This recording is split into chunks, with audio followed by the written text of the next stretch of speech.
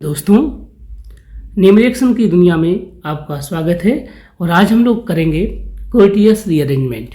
जैसा कि हम लोगों ने डिस्कस किया हुआ है कि हमारे पास 4 ऐसे नेम रिएक्शन हैं जिनको हम एक ट्रिक से याद करते हैं, स्ट्रॉन्ग HCl, जिसमें S का मतलब होता है सिमिट, H का मतलब होता है हॉफमैन, C का मतलब होता है कोर्टियस और L का मतलब होता है लॉसन।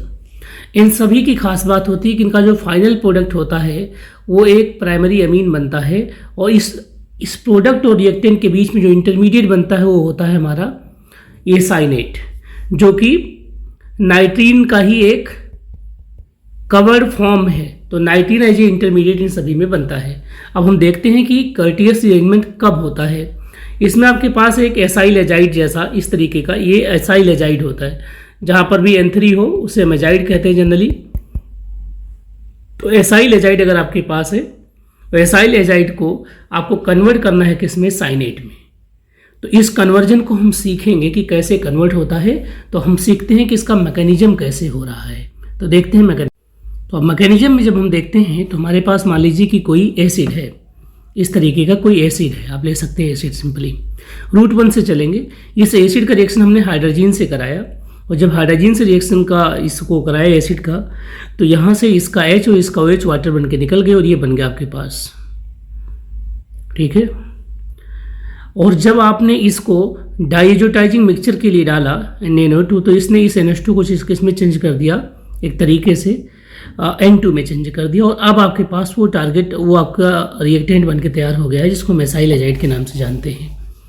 इस एसाइल एजाइड में जब रीअरेंजमेंट होगा सिंपली, तो ये कुछ ऐसा हो जाएगा। और ये जो R आप ये एक तरीके से बहुत अच्छा लीविंग ग्रुप है नाइट्रोजन।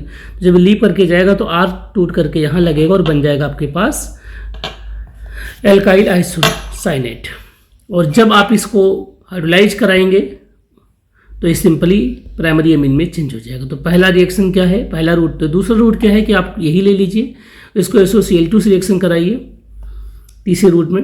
और इस SOCl2 में Cl एक तरीके का लीविंग ग्रुप है, इसको एजाइड के साथ करा दे, सोडियम एजाइड के साथ रिएक्शन कराइए तो एजाइड एज न्यूक्लियोफाइल यहाँ अटैक करेगा, Cl लीव करेगा, ये फिर से बन जाएगा आपका। और फिर सेम रिएक्शन है।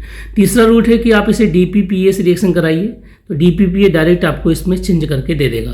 तो ये आप 3 तरीके से इसको पढ़ते हैं, लेकिन तीनों का जो फाइनल प्रोडक्ट होता है वो अल्काइल अमीन होता है। और सभी में जो इंटरमीडिएट बनता है वो क्या बनता है, आइसोसाइनेट, मतलब कि नाइट्रीन्स बनता है। नाइट्रीन सिंपली कार्बीन का नाइट्रोजन होमोलॉगस होता है। तो अब हम देखते हैं कुछ एग्जाम्पल जो इसी रिएक्शन पर बेस्ड हैं।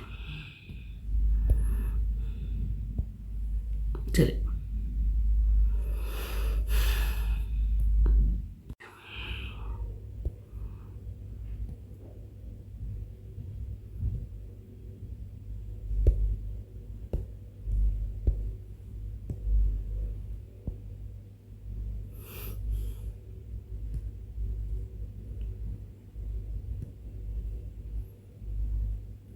जो क्विज हमारा है इसमें हम लेंगे क्या, एक एसाइल एजाइड ले लेंगे सिंपली। अब इसमें एसाइल एजाइड ढूंढने से आपको मिल नहीं रहा, अभी ये मिल गया। तो ये एसाइल एजाइड मिल गया ना, और आप इसे हीट कर दीजिए सिंपली और साइनेट यहाँ से ले आइए। तो साइनेट कौन सा, ये वाला तो है नहीं, ये है आपके पास। और इसे हीट करना था हमें, ये देखिए, ये रिएक्शन सबमिट कर दीजिए, बिल्कुल सही है। तो अब आपको ये कंप्लीट रिएक्शंस समझ में आ गया होगा, हमने इसको डिस्कस कर लिया है। नेक्स्ट वीडियो में हम दूसरा रीअरेंजमेंट रिएक्शन देखेंगे। Thank you so much.